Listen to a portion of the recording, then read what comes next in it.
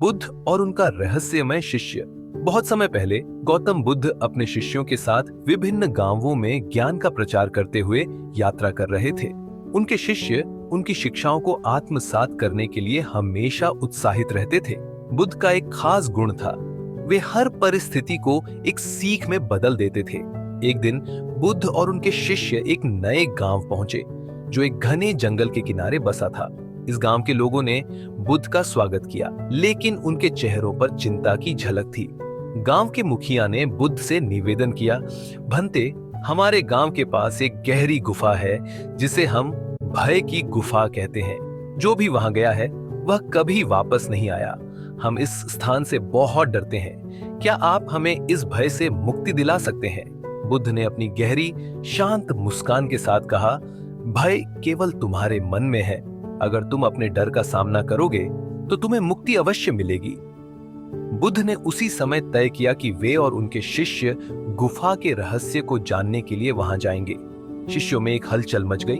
उनमें से कई ने डर से कहा, भंते, ये गुफा खतरनाक है, वहां जाना सही नहीं है। लेकिन बुद्ध ने शांत स्वर में उत्तर दिया, भय को समझने के लिए उसका सामना करना जरूरी है। अगली सुबह बुद्ध और उनके शिष्य गुफा की ओर चल पड़े। जंगल का रास्ता बेहद घना और डरावना था। पेड़ों की शाखाएं एक दूसरे में उलझी हुई थीं और पक्षियों की अजीब आवाजें माहौल को और भी रहस्यमय बना रही थीं। जैसे ही वे गुफा के पास पहुंचे, बुद्ध ने रुककर कहा, यह गुफा केवल अंधकार का प्रतीक है। जब तक तुम अंधकार में नहीं जाओगे, तब तक प्रकाश का महत्व नहीं समझोगे। गुफा के प्रवेश द्वार पर एक पुराना शिलालेख था। उस पर लिखा था, जो डर से बचता है वह ज्ञान से दूर रहता है। जो भीतर जाएगा वही सत्य को समझेगा। बुद्ध ने अपने शिष्यों को गुफा के भीतर जाने का निर्देश दिया। शिष्यों में आनंद, जो बुद्ध के सबसे प्रिय और निडर शिष्य थे, ने सबसे पहले प्रवेश किया। गुफा के भीतर का दृश्य बेहद रहस्यमय था। अंधेरे में चमकती अजीब रोशनी और कहीं कहीं से आने वाली गहरी आवाजें। आनंद ने अपने भय को दबाते हुए गुफा के भीतर कदम बढ़ाया। अचानक उन्होंने महसूस किया कि कोई अदृश्य शक्ति उन्हें पीछे खींचने की कोशिश कर रही है। लेकिन उन्होंने बुद्ध के शब्दों को याद किया, भय को समझो, उसे खत्म करो। आनंद ने ध्यान लगाया और वह अदृश्य शक्ति गायब हो गई।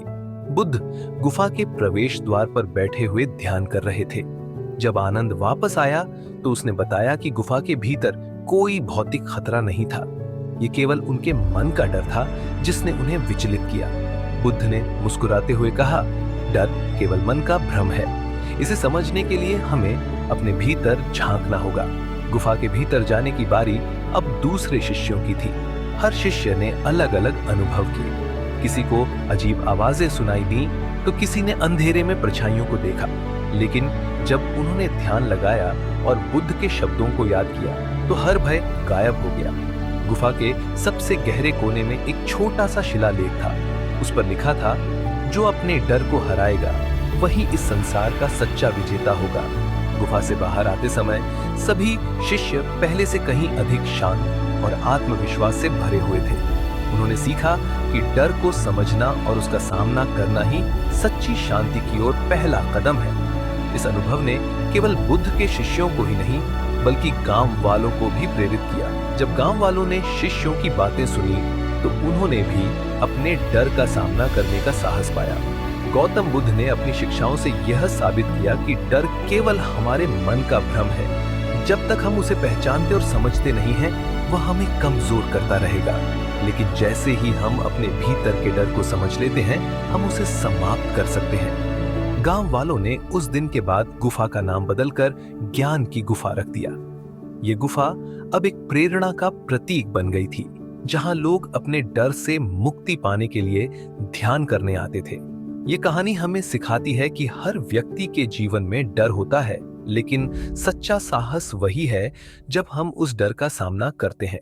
बुद्ध की यह शिक्षा आज भी हमारे जीवन में उतनी ही प्रासंगिक है जितनी हजारों साल पहले थी।